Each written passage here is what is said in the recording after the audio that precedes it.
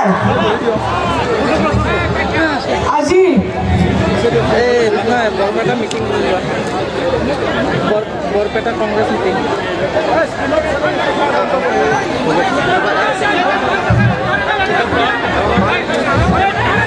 আজি কয়াকুছি অনুষ্ঠিত হোৱা এই বিশাল নিৰ্বাচনী সভাত উপস্থিত থকা আমাৰ ইয়াত উপস্থিত থকা আমাৰ বিভিন্ন ঠাইৰ পৰা অহা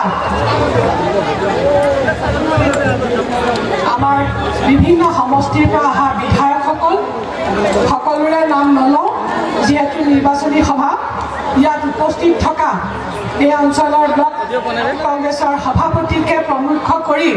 আমাৰ ইয়াত থকা আমাৰ অতি দূৰৰ পৰা অহা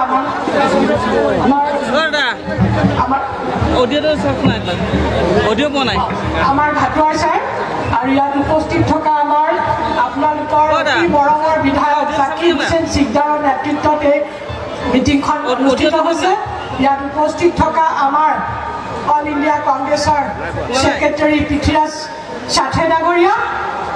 ইয়াত উপস্থিত থকা আমাৰ কেণ্ডিডেট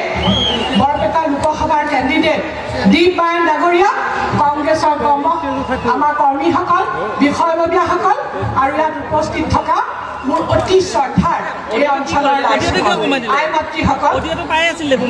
আজি নিৰ্বাচনী প্ৰচাৰৰ কাৰণে যিখন মিটিং অনুষ্ঠিত হৈছে দেখি পেলাই বহুত ভাল লাগিছে অলপ পিছতে আমাৰ মাজত উপস্থিত হ'ব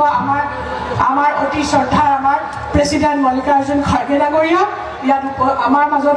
উপস্থিত হ'ব আমাৰ ভূপেন বৰা ডাঙৰীয়া প্ৰেচিডেণ্ট অসমৰ ভূপেন বৰা ডাঙৰীয়া আৰু বিভিন্ন নেতাসকল আমাৰ ইয়াৰ অলপ পিছতে আহি পেলাই ইয়াত উপস্থিত হ'ব ৰাইজসকল কেনেকুৱা আপোনালোকৰ কেনেকুৱা লাগিছে মনটো কেনেকুৱা হাৱা কেনেকুৱা চলিছে আমাৰ কেণ্ডিডেট দীপ বায়ন ডাঙৰীয়া জিকিব নে নিজিকে জিকিব আপোনালোকে ভোট দিব মই বেছি কথা নকওঁ এটাই কথা ক'ব ওলাইছোঁ যে বৰ্তমান সময়ত ইয়াত এই বৰপেটা লোকসভা সমষ্টিটো ভোট কৰি 10টা সমষ্টিৰে গঠিত হৈছে 10টা সমষ্টিৰ দ্বাৰা এই বৰপেটা লোকসভা সমষ্টিটো গঠিত হৈছে কিন্তু বৰ্তমান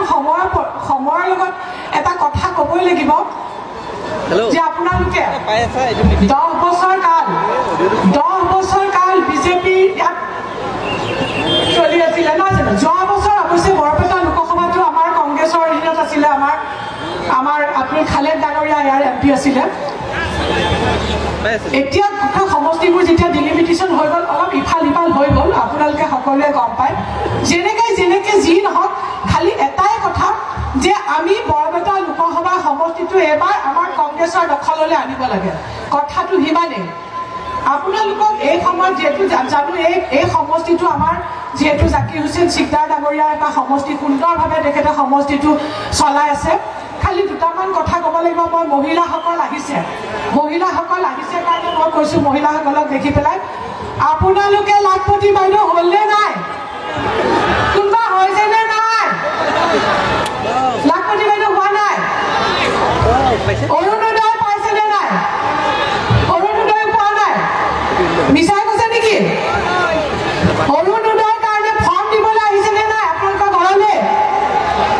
এই ভুৱা ফৰ্ম এখন লৈ আহিছেনে নাই আহিছে এই ফৰ্মখনত আপোনালোকে দেখিছেনে কাৰ চিম্বল আছে কাৰ ফটো আছে নৰেন্দ্ৰ মোদীৰ ফটো আছে হয়নে ক'ৰবাত বাৰু অনুদানৰ ফৰ্মত বাৰু এনেকে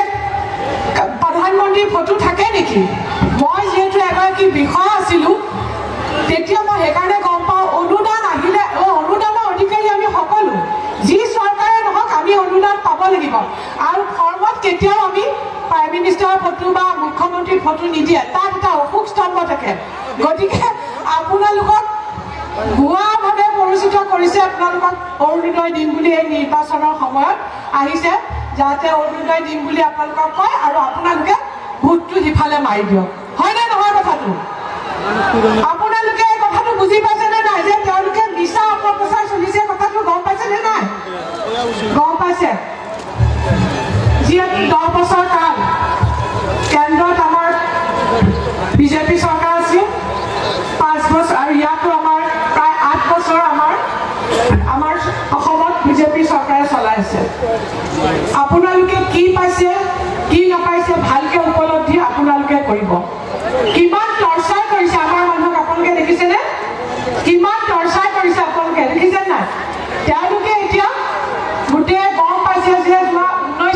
যিটো উজনি অসমত